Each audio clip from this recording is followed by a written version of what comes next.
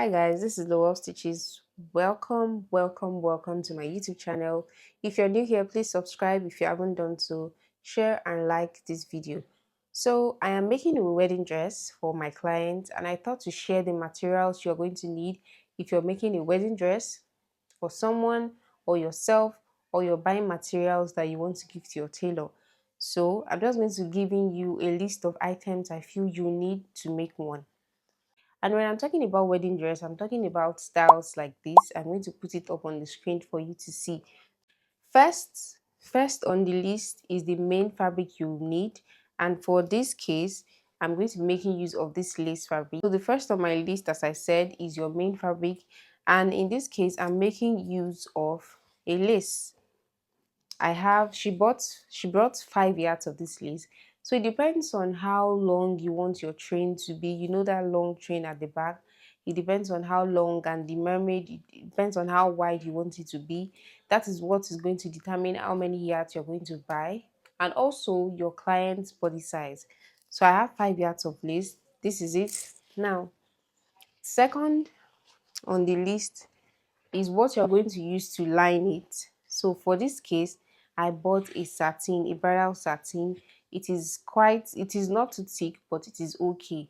In some case, you can make use of a crepe. If you're working with a fully beaded fabric, you can make use of a crepe. But the reason why I would not be making use of a crepe is because some parts, I hope you can see, some part of this lace is see-through, so I don't want to use a crepe that is going to dull the lace more. So that is why I am making use of this satin. So I also bought a satin. I'm also going to be using this as a lining for the upper part.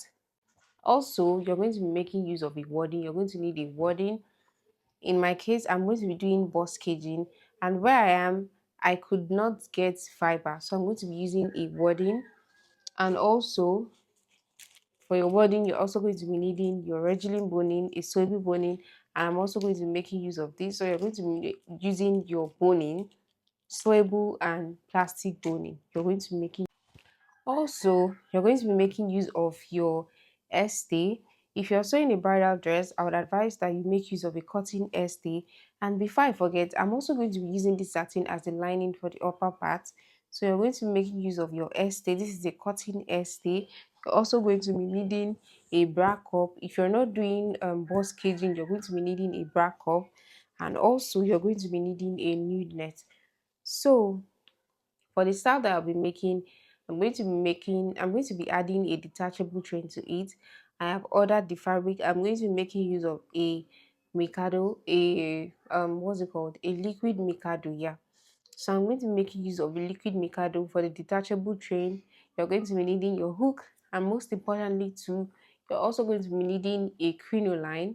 I'm going to attach the picture for you to see. You're going to be using it to sew the edge of your gown, and also I'm going to be adding it to my detachable train.